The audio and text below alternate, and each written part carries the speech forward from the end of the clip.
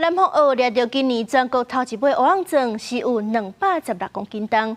今日早起拍卖，说是干那以1公斤7,700的价小卖出去，总价值是166万外。这甲去年1公斤13100比起来是差要5000块。得标的人是讲，这关税有去影响到竞标意愿。安尼你还搁发第二声，我看起来真哦，敢你关税卡在真条我。开会总干事发价发袂起来，讲因为关税影响，南方澳今年掠到全国头一尾乌昂秤，重量216公斤。今仔早起举行拍卖会，我干那以每公斤7700块卖出去，总价166万3200块，比起去年每公斤13100块，落价幅度超过5000块。那沿海多少受到影响，那个买气好像比较竞标的那个今天的那个好像比较少。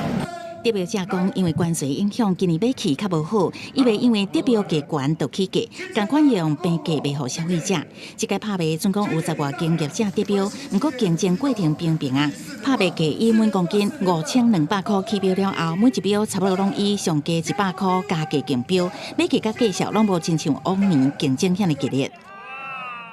拍卖结束，民众开始试食乌昂秤，拢讲诚鲜。今年头一尾乌昂秤认定的基准比往年较严。渔会除了要求渔船钓鱼过程爱全程录音录影，搁爱甲刺提掉放血，避免鱼肉有酸味。刺提掉了后，政府会补助5公斤的重量，望互消费者搁较优质的乌昂秤。甲日本吼，阮经过5年的这个协商谈判吼，终于在今年度把这个作业规则拟定了。南方澳去年拢总掠到4000多尾乌昂秤，今年100原有同款的好成绩。